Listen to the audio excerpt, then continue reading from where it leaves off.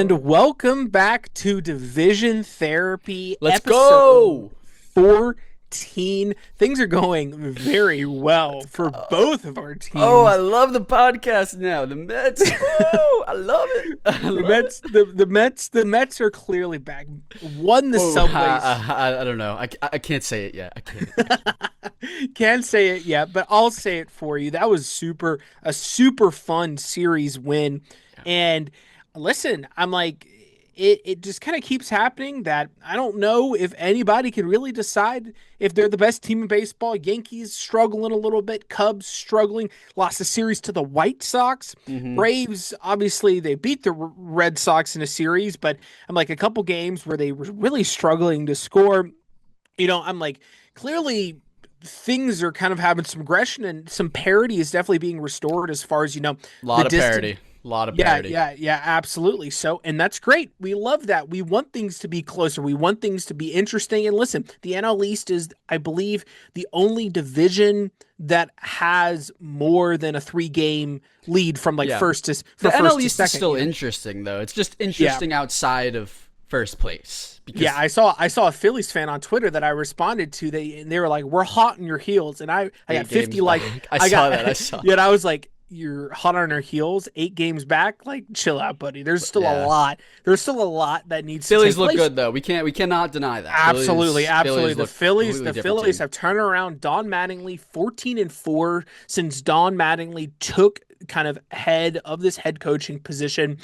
Is it Don Mattingly? Is it just the lack of Rob Thompson? We'll talk about that a little bit, but I will definitely say that the Phillies have definitely had more success than the Mets, and we predicted that the Mets were going to bounce back, but they are slowly, maybe a little bit slower than the Phillies, but we'll get into it. And speaking of those Mets, Let's jump let's right talk about it. Let's in. talk about that Subway Series. Yes. Every Yankees fan will say it's our Super Bowl, it's our World Series. But listen, you guys lost. You lost. You guys You lost to lost. Baby Bro. And I'm not saying the Mets are a better team than the Yankees because I just don't think that it's true right now. I don't think even the biggest Mets fan cannot say that. Like that is like a delusional take. But the Mets looked better than the Yeah. Yankees.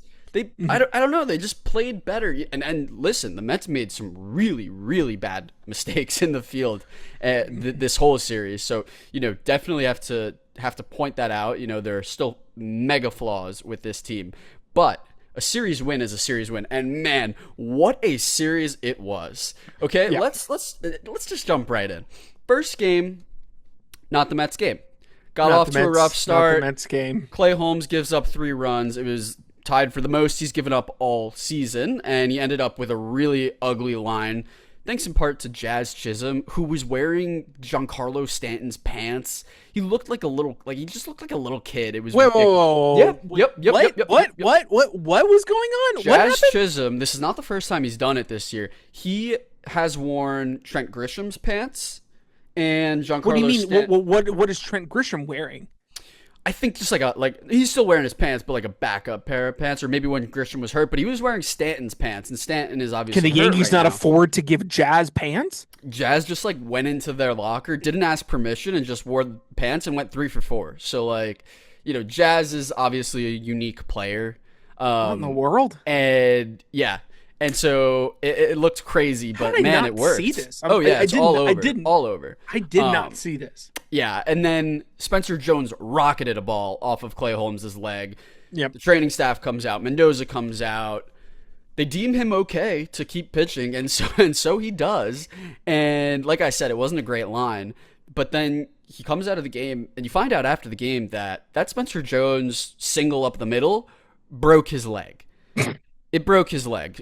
And so now Clay Holmes is out 4 to 8 weeks, and I have no idea what they do with the rotation. I mean, when I found this news out on Friday night, it felt like the season was over. Like they had just lost to the Yankees in a really bad My game. thing is like, how do you like? I get it. I understand adrenaline, but like, still breaking your leg is incredibly excruciating. Like, Yeah. how was he able to plant I on mean, that. Clay Holmes is a dog. Like, let's get that. It's Let's just get like that that's straight. crazy, man. Like I don't Yeah, know. might depend on like the variance of the break and whatever. But I have no idea what they do with the rotation. They could go with Peterson. They could go with Manaea. They could bring up one of their guys from the minors. Tobias Myers could get a shot, but then you have to fill the bullpen again. Well, So no, it's got to be Wettinger. no, it's not gonna be Weninger. It's not. What do you mean? It's not. He's looked incredible. Yeah, but it's only Why been do you 7 keep saying AAA this? starts. It's not gonna be him. And so I think it'll be Myers. I want it to be Myers because I think that. Listen, I don't know if they're gonna do like an opener thing, but Myers can give you 3-4 innings. He's been a starter before in the past with the Brewers, so it's like he's comfortable doing it. But yeah, this game was a total wash. I mean, the game was kind of over. Soto hit a meaningless home run in the 7th, Beatty RBI in the 9th, but the game was over. The lead was too far out of reach. And then game 2, Mets 6, Yankees 3. We like the sound of that. So yeah, absolutely. Friday night, season's over. Saturday night actually, Mets come from behind on just a ridiculous throw by Carlos Rodon. Like this, Carlos Rodon had a stroke. I was like, what was he doing? He's trying to look like Jeter. Jeter trying to and he didn't throw it like Jeter did, but trying to toss it as I mean, bro, we've talked about him on the podcast. Like this guy's an emotional guy, whatever. And he just makes this boneheaded play. And for all of the fans and all of the announcers, I'm looking at you, Joe Davis. The LOL Mets moments, that was an LOL Yankees moment. And so Peterson, actually, they used an opener with Brosman, and then they used Peterson, and he looked pretty good. And so I think this opener role is starting to really work for him. I don't know. Yeah, I'm so curious. I would love for them to do an off-season interview with these guys that have an opener ahead of them and wonder. I'm just so curious about the mentality of it, and because it's not like this guy wasn't a starter. This guy's been a starter his whole life. So it's something shifts and actually he's better. And so, but with this being said, I really hope they don't put him in the rotation. You have found what has kind of worked and having an opener. Why would you mess that up? And so, in the game, Vientos double down the line, scores 2, and Joe Davis, the call from Joe Davis, the Dodgers announcer, he sounded so pissed that the Mets were able to get these runs scored. He was just so. Everyone hates the Mets, man. Every national broadcaster just hates the Mets, and I really just don't understand it. But it is what it is. And then Ben drops a ball, and then he goes, "Oh, the Mets!" LOL Mets moment, and it's dude. Screw you! And every single Mets fan just posting and responding with the Judge drop in the World Series. It's dude, at least they didn't drop a ball. Sal Licata saying Benj needs to be sent to the minors. Shut up. Well, Sal Licata. Shut up. Sal Licata is an idiot. He's an idiot. He's jinxed the Mets 4 times. Yeah, it's bro, shut up and just this guy has been one of our best offensive players. Spark plug. Say what you will about Benj. Has he made a couple errors in the field? Absolutely. Is he going to learn from them? Absolutely. Mendoza took him, into the club, into the dugout and was talking to him about it and trying to, make him feel better about it. So, it's just embarrassing for the announcers. Call a fair game. You're supposed to be impartial, even Harold Reynolds or, these guys that have Smoltz, for example, he kind of, Przinski is another one. It's these guys are such homers for anyone but the Mets. Especially when it's a Braves game. But Smoltz does not like the Braves. You listen to Smoltz in general is a terrible broadcaster. He's never been good. I've never particularly liked Smoltz as a Braves fan. He is just a really weird character. Yeah. As he's grown up, as opposed to, the likes of Glavine and Francoeur and even Greg from time to time, I feel like they are super heavily involved in the Braves. Obviously, Francoeur and, Chipper and all of them have the player broadcasts that they do, once or twice a year. They're heavily involved as legends with the Braves. And it always just kind of feels like John Smoltz is also very separated from the Braves franchise. Out of all of the guys, out of all of, the kind of Hall of Famers that you think of when you think of the Atlanta Braves, I've never liked John Smoltz. He's a very weird. He also just always has terrible takes. Yeah. He's not a very good baseball mind. So I completely agree. I don't like John Smoltz. Now, screw John Smoltz.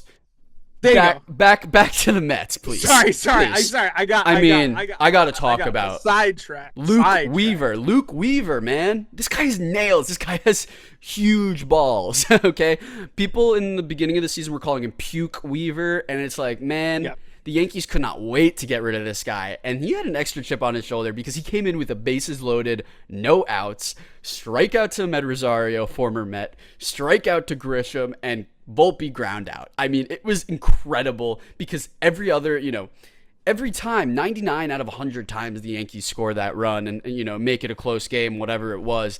Soto after the game called it unicorn stuff.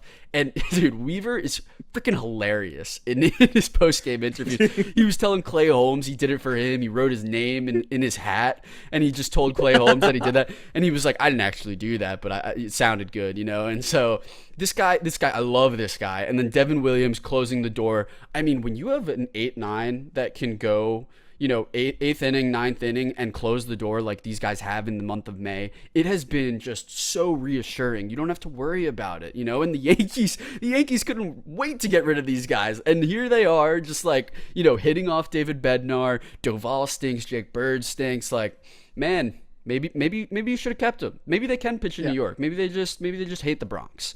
And there you go. Let's go to the last game. Holy shit, man. What a win this was. The biggest win for the Mets all season. Easily. First comeback win in the ninth inning or later since Pete Alonso's home run off of Devin Williams. I mean, it was insane. Wait, what? Y'all haven't had Yes. That was a huge... Wait, y'all haven't had a walk-off? They have not come from behind after the ninth inning since 2024. Off of Devin Williams all of last year. It's kind of embarrassing. Oh, it's super embarrassing. And that was a huge reason why they changed the core up this year. David Stearns talked about it. He was like, yeah, these guys could not hit for crap, we have to change something. But dude, Peralta, frustrating as hell, man. So mid. 96 pitches through 5 innings. Are we serious? Yeah. Are we serious? And you want to be paid like an ace? He's probably going to get a contract. Yeah, man, I'm like, this rotation is honestly an extreme concern now with Clay Holmes. Clay Holmes out too.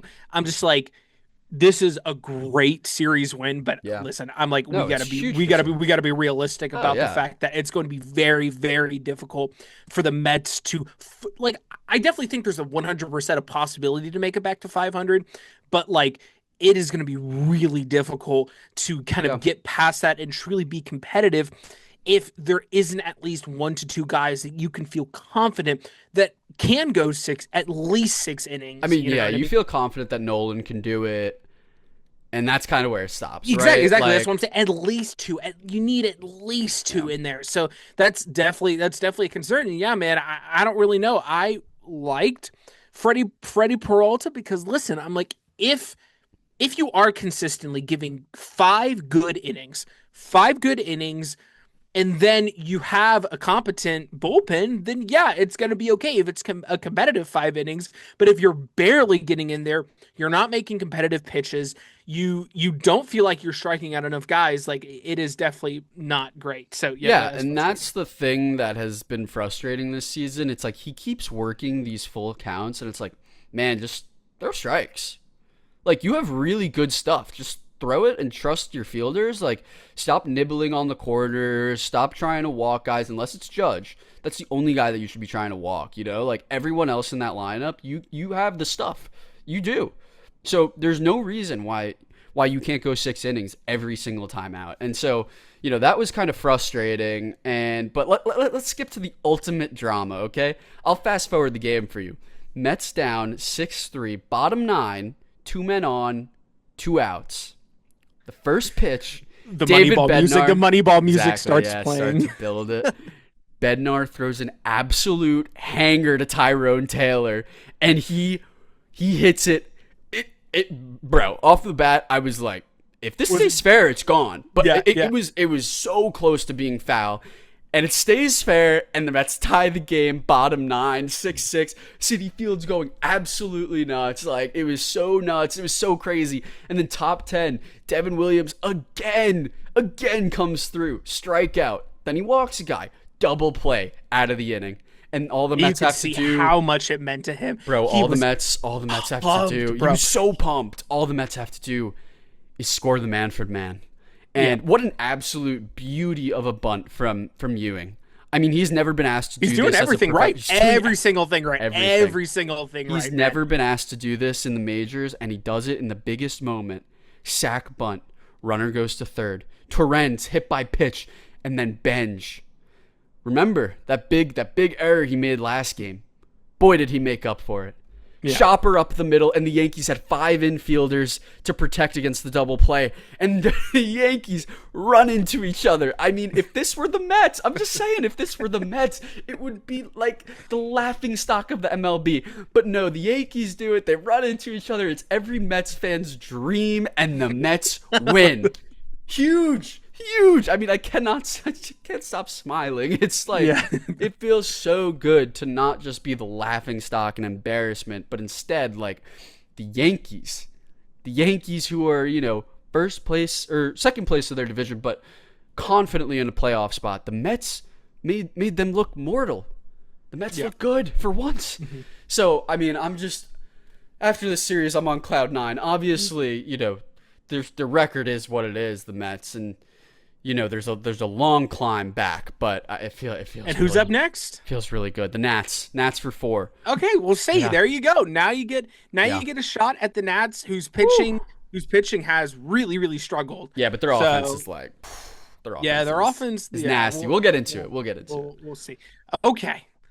All right. Well, I'm very happy for you. I'm very happy. Thanks. This was the series win that the Mets needed. I'm like, whilst I don't want to be a hater, is there a potential that this might be one of the best memories of this season for the Mets? I definitely think that there's certainly a possibility. Why you gotta rain on my parade, man? Why you gotta do that? But listen, important memories are good, but when the Braves are winning the World Series in October, we can be celebrating that. Okay, so up next, the Atlanta Braves. Best team in baseball, really struggling offensively, honestly.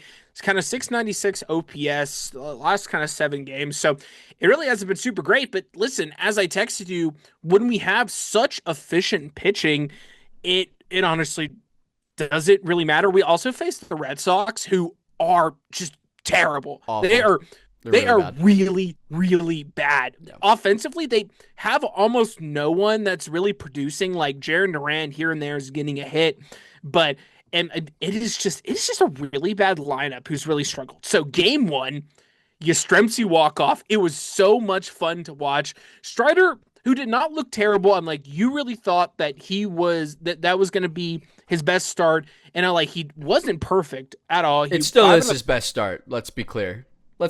Listen, we'll see. He goes up. We can make a friendly against wager. The Red Sox in Boston, so he has another shot at them. So we'll see if he can kind of learn from potentially what he saw there. But yeah, listen, 3 walks and 4 strikeouts. The strikeouts aren't really going. I still am not ready to say LA was a fluke. We'll see. But it was fine. At the end of the day, it was truly fine. Yeah. And 5 1/3, I'll take it. But man, dude, Drake Baldwin, another home run. He has 9 first-inning home runs this year. And half of them, he has a 342 average against lefties as a lefty, man. I'm like, that is some serious stuff. That is Luis Ariz level averages against lefties, man. I'm like, that is crazy, for what I wouldn't necessarily consider a contact hitter on base machine, especially in his rookie year. Yes, he was getting on base at a pretty high clip, but it wasn't at this level as a lefty. So that's really fun to see. Harris also added a homer on one of the worst changeups thrown I've ever seen in my entire life. That thing was so high up in the zone. He just waited on it. And yes, it was a super great homer and whatever. But dude, I mean, it was like what I would have clowned on him if he did hit that. It was like the announcers couldn't even figure out what it was. And it was some sort of changeup. They couldn't even figure out what pitch it was. But it was a great homer. But Yaz is 100% the story. Yeah. Huge walk-off double after he couldn't lay down the bunt. And honestly, it kind of spoke to the character of the guy. The first thing he said when Paul Bird was interviewing after the game is he was more pissed that he couldn't lay the bunt down than getting the walk-off, happy that he got the walk-off. But listen, he hit 600 this homestand, 6 for Wow. 10. Yeah, I'm like, it is just awesome that he has been so great this homestand. And listen, he loved playing against his Gramps' former team, man. I'm like, clearly that got it going. Got a chip on his shoulder, yeah. Yeah. But yeah, man, I'm like, that was just super fun to see. And a really weird moment, kind of a little bit of drama in Braves country. I don't know if you saw this. So after the walk-off homer, the walk-off double happened, and Paul Bird, who is a former Braves legend, didn't potentially like have, I think he played for the Mets I think he played Mhm. for a lot of different teams, and he's like a sideline reporter for us now. He's kind of like a goofy personality. For the most part, I like Paul Bird. So he was interviewing him, he told Yaz congratulations. Yaz told him about he wish he would have gotten the bunt down and whatever. And so Yaz turns to leave, and Paul Bird looks at the camera and goes, "Well, we know that Yaz isn't a superstar or an MVP caliber player, but we are just happy that he delivered today." And I saw that, and I like did a double take, and I was like, "What?" And Yaz also made like a really weird face, and it was a huge drama. Like Oh, I CJ did not Nikou- see this. I did not see yeah, this. CJ Nikowski, Yeah, obviously, yeah. like our along with Brandon Gaudin, our announcer, like went to immediately defend Paul Bird. It was really weird. And then like Paul Bird tweeted about it and was like, Oh, wow. like Braves country doesn't understand my humor and like all of this stuff. And like Yaz had to make it was really Listen, if weird. that's the stuff that you're like that the Braves fans are worried about, you're sitting pretty. You're feeling Exactly, okay, exactly. right? It was It's just a like whatever. very Yeah, weird situation yeah. that I was just like, I guess if you're just like shooting the stuff with the guys, you know what I mean? I'm like, Yeah. if it doesn't matter, it doesn't matter. It was just a very weird comment, Yeah, it sounds especially because he had bizarre. literally walked off. So Right. it was weird. We get Yeah. the first game, whatever. That was just some drama that happened. So 3-2 win, and then the Red Sox delivered the same, a 3-2 loss. 8 innings from both Elder and Toll. Toll, who I think it's Tolley. is it Peyton. Tolley? Yeah, Toll. Peyton Tolley. Thank Put you. some respect on my boy's name. Yeah, rookie for the Red Sox. Hey, I'll put some respect on the name. He threw 8 great He innings. was He great. doesn't really have anything crazy.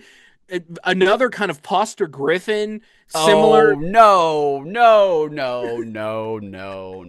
He's a top prospect. Yeah, but I'm like, it He's got wasn't good anything. stuff. Yeah, but it wasn't anything crazy. We just were Foster super aggressive, Griffin. and we were also obviously slumping. But he had great 8 innings, and Elder did as well.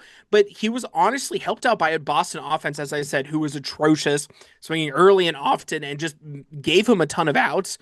But listen, Elder shouldn't even have given up the first run. And I want to quickly talk about. I feel like the reviews have been abnormally terrible this year. Like I feel like frequently I'm watching these and we get replays on the broadcasts from every single freaking angle.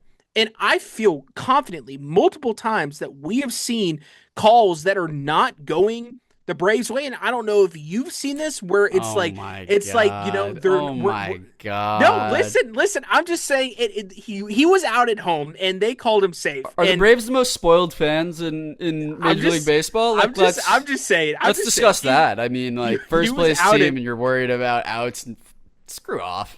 he was out at Please, home. All I'm please. saying, and the bullpen was very tired, and so Weiss was really pushing Elder. He really wanted him to finish 9. And it was a 1-2 slider to Wilson Contreras, who is a Braves killer, known to be a Braves killer. Mhm. 1-2 slider goes out. It just kind of sucked, but bottom of the 9, bases loaded against a Roldis Chapman. And man, dude, that the end of that game was nuts. Like I feel That was like crazy. 99% of the time, if you have a hard hit ball off of a pitcher's leg, they're not making that play. I'm like, Yeah. that's a No, run he looked there. like he looked like a goalie, man. He looked like an And a NHL Roldis goalie. Chapman, Like, of course, former crazy. Yankee, to be expected. I'm sure a former Red Sox hater, or I don't really know, but he put his life on the line to As he make should. that play. Respect. That was That was a crazy. crazy play. I And couldn't believe it. after that game, it kind of sucked. I was like, damn, I thought we scored there, but whatever. We lost 3-2. Finally, game 3, offense woke up.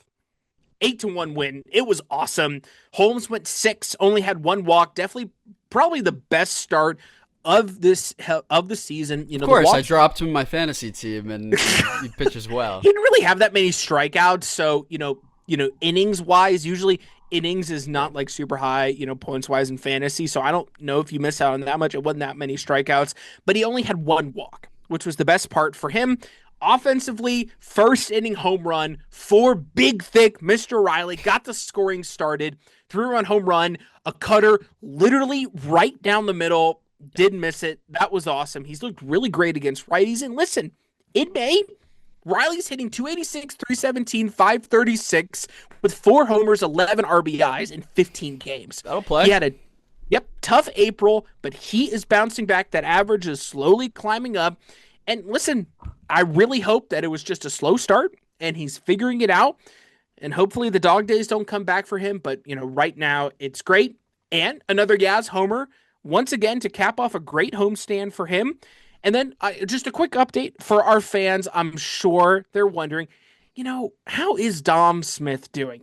Dom Smith, who obviously, really, really sucks. Dom Smith, he went 6 for 14, 2 runs, an RBI on the homestand, and still has an 882 OPS for the Braves. So I think he's just playing in Atlanta. Playing in Atlanta is fun for Dom Smith, and he's having a great time. The Braves are cheating, maybe the Braves are cheating. Oh, is that right? Well, I don't know how we're what is it, 30, 32 and 15 playing a bunch of away games, winning all of them. Whatever. Yeah. So there's the Braves. We're still the best team in baseball. Things are good. I guess, champagne problems as exactly as Brett was alluding to. Ridiculous. Okay. So the Marlins, who, of course, the Braves are playing up next, they played in the Citrus Series versus the Tampa Bay Rays. It was rivalry weekend for yes, MLB. Rivalry weekend. The least advertised thing ever?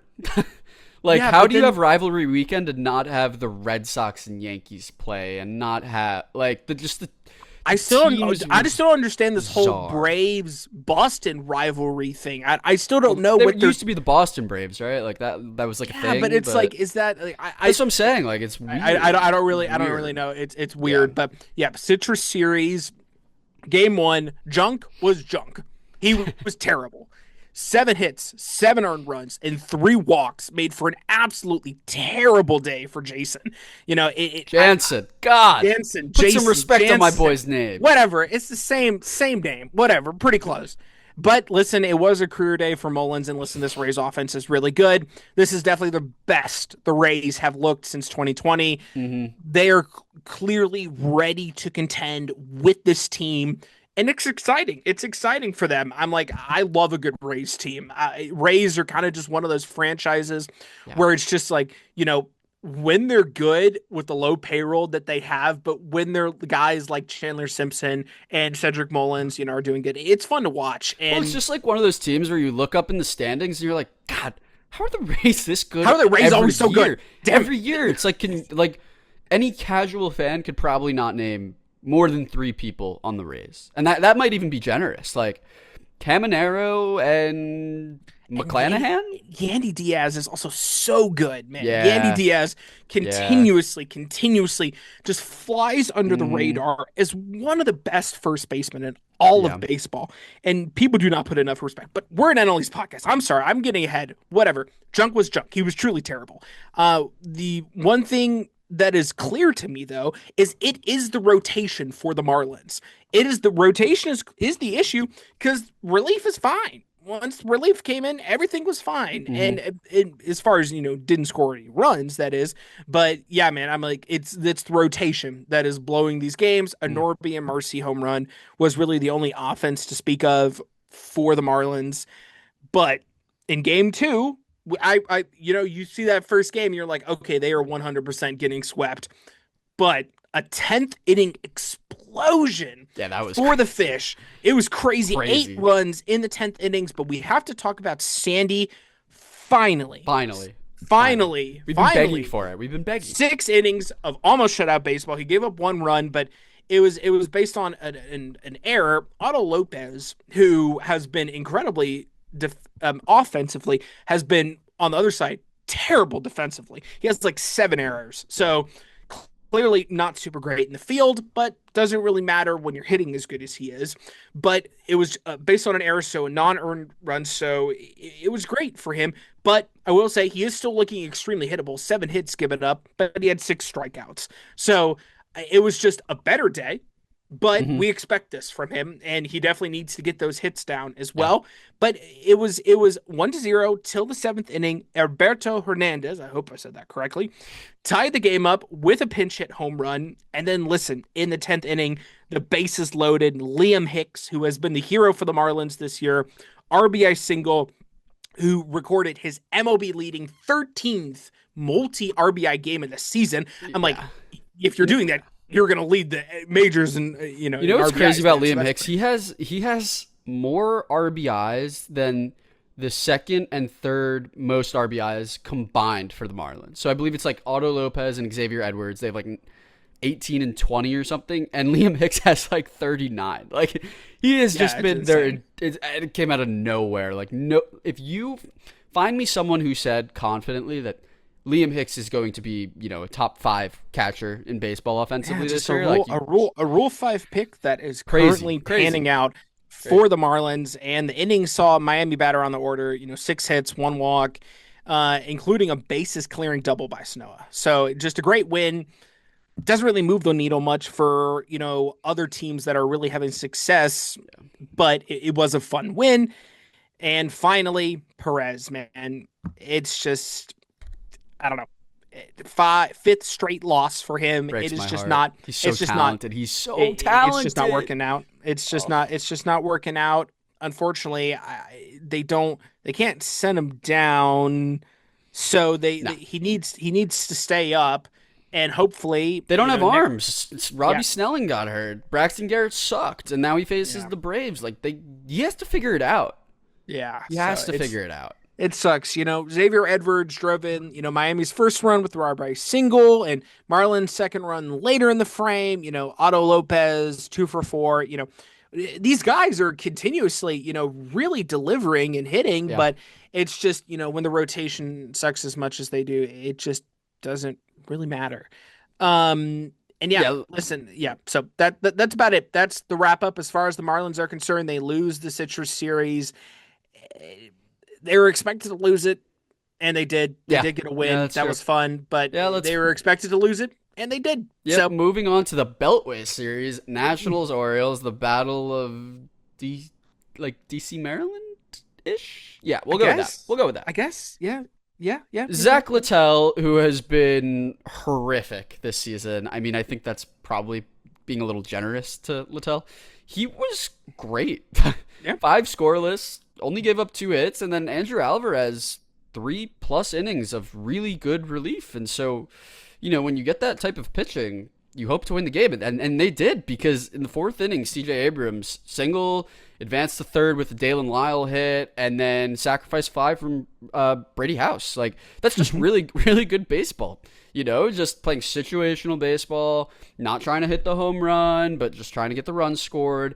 But we got to talk about Daylen Lile. This guy is the he's the spark of this offense, really. He delivered a huge offensive punch in this game. 3 for 4. He has bat 378 over the last 10 games. He went 3 for 4 with a home run, 2 RBIs, 1081 OPS on the last 2 weeks. He's just on a heater. And not just, I'm not gonna say I called it, but coming into the season, I did say that he was a massive, massive part of this offense, and he got off to a slow start. 650 OPS, 700 OPS, not good enough. But right now, he is just ripping the ball, and I think you see it as far as baseball across the board goes. It's starting to get warmer out. These balls are starting to go out. Even though it was an only 3-2 game, the offenses are starting to cook, and they had a 3-0 lead in the 9th. The bullpen gave up 2 runs. loaded the bases, no outs, but they were able to shut it down. So, Dickie Lovelady, congrats on the save, buddy. We love you. We miss you in Mets Kingdom. We don't actually, but he struck out Adley to end the game. And then the second game, just an absolute offensive explosion. First of all, we got to talk about Cade Cavalli, who just like, he's kind of, is he kind of like Jesus Luzardo? Like the bad starts are really bad and the good starts I wouldn't say fully like Jesus Luzardo, really but good. I'm like, he is very temperamental in that sense. I'm like, how many strikeouts? He had 8 strikeouts. So as I said, when the strikeouts are up, that is truly because he isn't really a ground ball pitcher. No. You know what I mean? Yeah. And he has those 8 hits. You know what I mean? Yeah. So that's the thing. When balls are making contact, that's why, let's say the likes of Foster Griffin, you know what I mean, who has had some good strikeouts, but he is a ground ball pitcher. Just catches strays.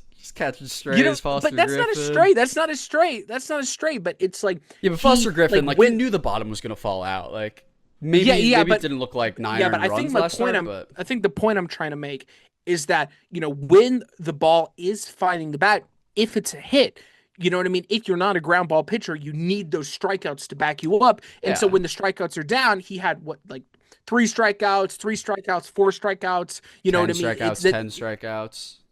Yeah. So yeah. Yeah. I mean, 8 strikeouts is great. 8 hits, 3 runs, not so great. But he was able to fight through. Keibert Ruiz, huge offensive game, 4 for 5, a triple shy of the cycle. And just had a huge 3-run homer in the second He wasn't inning. getting that triple. Maybe, he wasn't getting that triple. Maybe. Drove in a career high 5 RBIs. Congrats to Keibert. And it was 4-3 in the set. Like it was close in the 7th inning. They scored 7 runs in the 7th inning.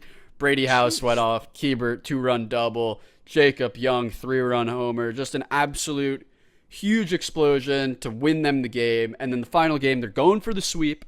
They come out with a bullpen game with my boy, Richard Lovelady. And the plan it totally backfired. Gunnar hit a solo home run just instantly. Third deck, like he cranked it. And Lovelady just took the loss. And, it goes from Dickie Lovelady, bad, to worse. Yeah. Miles Michaelis. Oh, God, this guy. He doesn't even drive me crazy. He just sucks. I hate watching him on the baseball field. Entered in the 2nd inning. Gave up a 2-run homer to Kobe Mayo, sac fly in the 3rd, 2-run blast to Kowser, and suddenly you're down 6-1. And, the offense just could not replicate the magic of the second game, and it was just bad, and they lost 7-3. Someone we have not talked about as far as the Nats is concerned, James Wood. James Wood has had some pretty in the last 7. Looks like he has a 779 OPS, which is obviously not terrible. But only a 227 average. Only has 1 home run, 1 RBI, and a double. Only 5 hits. He's not the guy that we saw him be earlier in the year. Like he's not like a top 3, top 5 offensive player in baseball. Like this is probably like you maybe expect a little better, but you expect the offense to come through. And they to be fair, they did in the second game, and the pitching was good in the first game. So like if you start combining those two, I mean they got the series win. Like it was a huge series win, and now they're facing the Mets, and so it's like they have momentum. They're a pretty good team. I actually really like them this year. So they could definitely create some chaos. Not win the division, obviously, or maybe even make a wild card, but they could prevent a lot of teams from like celebrating early. And let's move on to the hottest team in baseball. Hottest team in baseball. Philadelphia Phillies. I hate it. Awful. But dude, Kyle Schwarber, man, 20 home runs. He had 2 of them in the first game. He's just 8 home runs in 8 games. Like there is no other player other than Ohtani and Judge that can do that in that span. Like he really just like carries the team. And even Harper has had an insane month of baseball. 4 for 5, 2 RBIs. One might say that he is an elite hitter right now. I'm looking at you, Dave Dombrowski. You like that one. Aaron Nola, big time struggle. 6 earned runs and 3 1/3. ERA near 6, like just not good enough. This is a back and forth kind of game all game. Really high offense. Tied 8-8 entering the 10th, and the Phillies just exploded for 3 runs. Brandon Marsh, huge RBI double to capture the lead, and then Jose Alvarado in the late frames with Kerkering to slam the door. Lone unearned run. It was at home for the Pirates, so you gotta face the bottom 10, and they were able to do it without Duran. So just huge. And then let's go to the second game. The second game, they didn't need any bullpen. They had Christopher Sanchez, and that was good enough. Incredible, absolutely incredible. And the guy, I'm ready to say best pitcher in baseball without a doubt. No, even past Skeens. No, there's no way. Yes, no way. 110%. He is incredible. I mean, we'll talk about Skeens. He obviously struggled in the third game, but best pitcher in baseball? 100%. Who's better? Skeens. Scooble. No, he won. No, Crochet? No, it's Sanchez. 110%. He is the most consistent. He is consistently delivering wins for this Phillies team, and even early in the season when they weren't winning, he was doing his job. He wasn't the reason. He got hit once. He struggled on the road, if I remember correctly. He had two really bad games. But Sales also had a tough game. Listen, Sales nowhere close to the best pitcher in baseball. So exactly, and I genuinely think that. All right, I'd love to. I feel confident. This. I feel confident that Sanchez is going to win the Cy Young this year. Wow, I think I can say that. Planting your flag. Wow.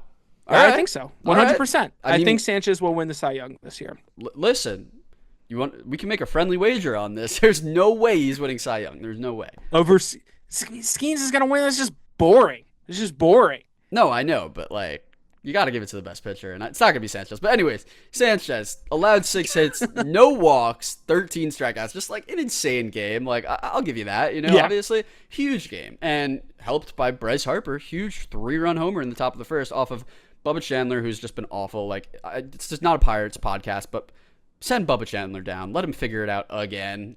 This guy is so frustrating. Embarrassing. And this series was embarrassing for a Pirates team who was the most competitive they have in years. And there was a lot of Pirates fans who were like, okay, this is our opportunity. Let's go up against this Phillies team who have historically owned us. Yeah. And, it was just embarrassing, man. I'm they couldn't, yes, in that first game, obviously they did score 9, but it just, I'm just embarrassing for an NL Central who at that point, I think at the end of everyone had lost the NL Central. So honestly, a really bad for what was considered the most competitive division in baseball. Yeah. They all were losing recently. Well, we'll let the NL Central podcasts handle that. But into game 3, huge pitching matchup. I mean, just you're absolutely expecting a pitching duel. Zach Wheeler versus Paul Skeens.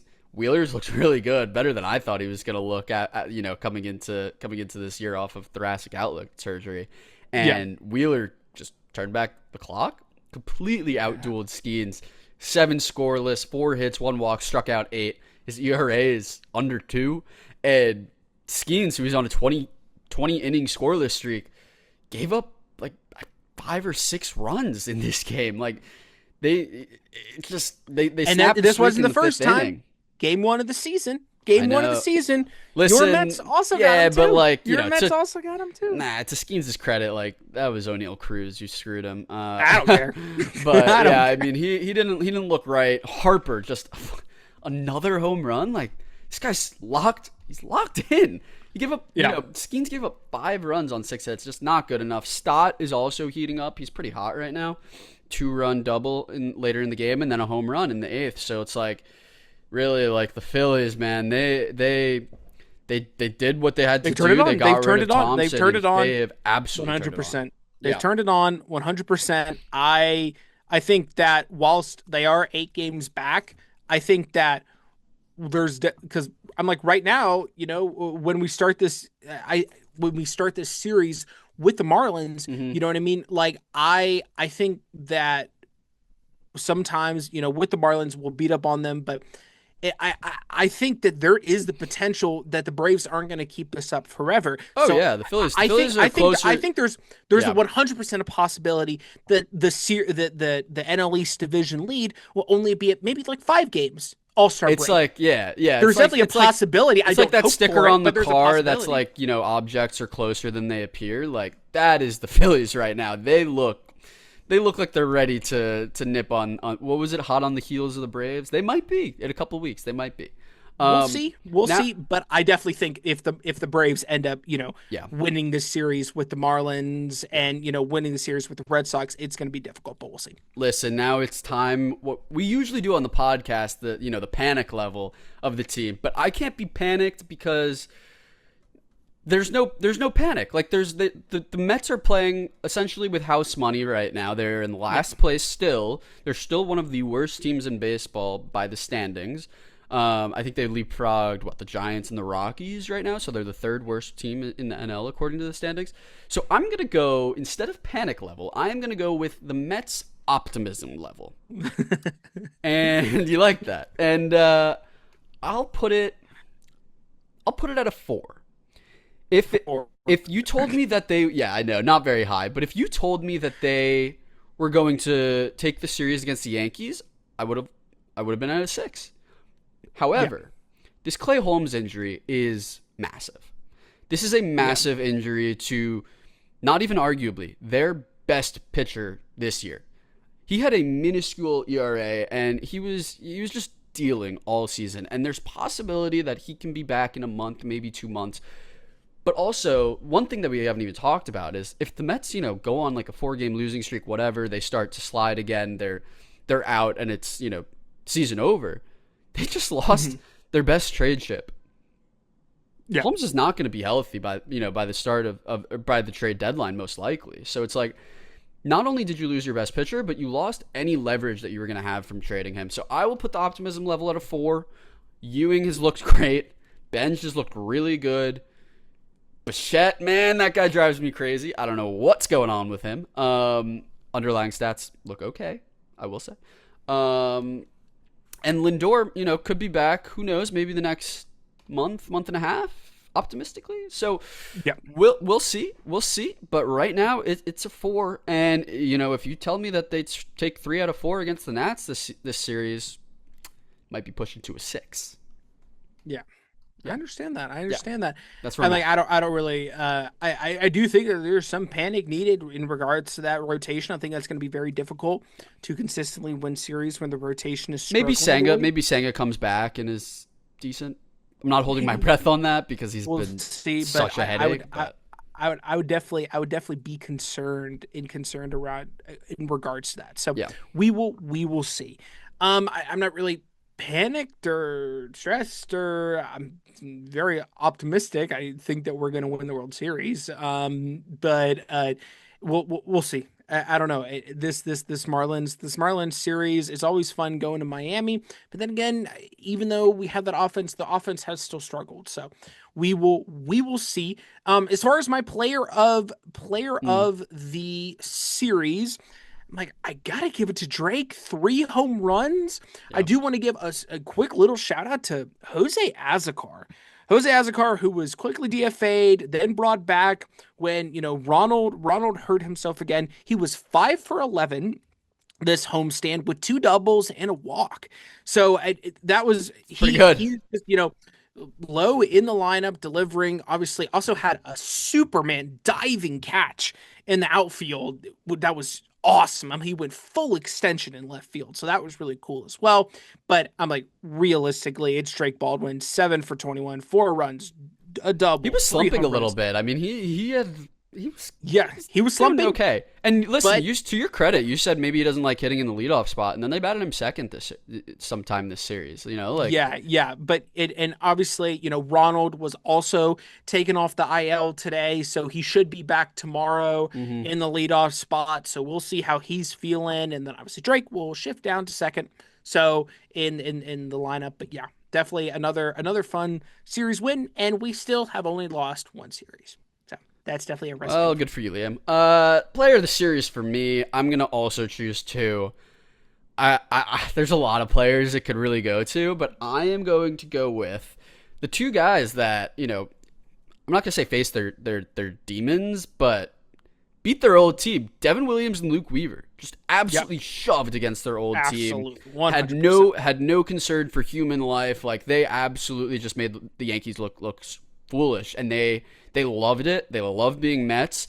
Listen, they struggled a little bit in the beginning of the year, but in the month of May, they have been insane. Like, and honestly, like relievers, it's tough to evaluate based on ERA and WHIP because one bad outing and your ERA is spiked. So like, Williams obviously did not have it in the beginning of the year. Still trying to figure it out. Right now, these guys are locked in, and I feel a lot better. Even if the Mets can only get 5 out of most starters, I feel a lot better trying to bridge the gap between 6 and 7 and getting to 8 and 9 because 8 and 9 looks really good right now. Like they just look like one of the best batteries, one of the best 8-9 combinations in baseball.